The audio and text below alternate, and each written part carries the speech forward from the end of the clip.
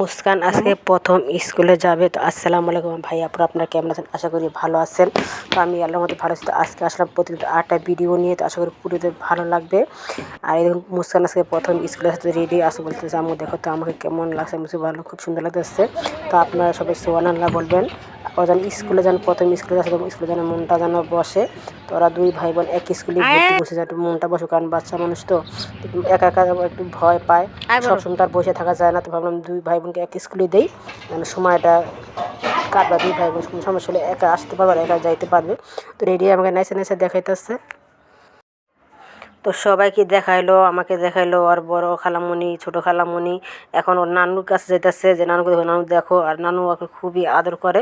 তো বলতেছে নানুকে দেখাই। তো নানু আবার দোকানে আসে, তো দোকানে যাই দেখাই, যখন চলে আসতেছে। তো ওর আম্মু নিয়ে যাবে। আমার কোনো যোগাযোগ আছে, আমি আম্মু যাবো না, আমার শরীরটা ভালো না। তো ওর আম্মুর সাথে করে নিয়ে যাবে। আর মুস্কান ওরা চলে গেলে আমি আজকে বাসায় একদম একা হয়ে যাব, কারণ মুস্কান বাসা থাকলে আমার সময়টা এমনি এমনি কেটে যায়। তো যেহেতু মুস্কান স্কুলে চলে যাবে, তো সময়টা কীভাবে কাটবে জানি না।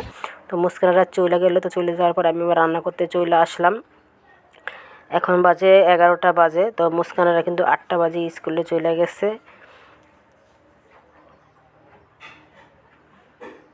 আর একা একা বাড়ির ভিতরে কিন্তু একটু ভয় ভয় লাগে, কারণ আশেপাশে, আমাদের আশেপাশে আর কি চুরি হইতেছে বা ডাকাত আসতে অনেক, খুব একটা ভয়ঙ্কর। আর আমাদের বাড়িটাতে একদম ভিতরে, তো খুব সমস্যা। তো গেটটা লাগাইয়ে পরে করছি। তো গেট লাগাইলে কি হবে, তারপরের মধ্যে কিন্তু একটা ভয় থাকা যায়। একা যেহেতু বাসার একজন আসে, যদি নাম না জিগে যদি গেট হইতে বাড়ি বাড়ে, গেট হইতে বাড়ির মালিক খুলে যায়, মানে কাইপোর্টে জিগে যে কে কে কে যখন বলে যে যে আমি নাম বলে, তখনই গেটটা খুলি। এর আগে কিন্তু গেট খুলি না। আর আপনার ভাইয়া এই মাসটা, জানুয়ারি মাসটা, পুরা মাসটা কিন্তু বাসায় ছিল।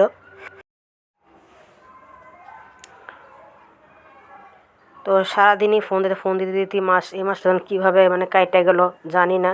সবসময় ঘরের ভিতরে থাকে, বাইরে বাড়িতে পারে না, কারণ ওখানে প্রচুর বরফ পড়ে আর একদমই হয়ে যায়, মানে প্রচুর ঠান্ডা। তো এই যে রান্নাবান্না করার পর নামাজটা পরে শুয়েছিলাম, এখন বিকালবেলা আসি। তো আমার ছেলেটা কিন্তু শুকনো খাবারটা কিন্তু করে। তো কিন্তু দোকান থেকেও খায়, টাকাও দেয়, কিন্তু তারপরেও ঘরে আসলে যদি মানে এই শুকনো খাবার না পায়, তো একদম পাগল হয়ে যায়, মাথা খারাপ করে ফেলায়।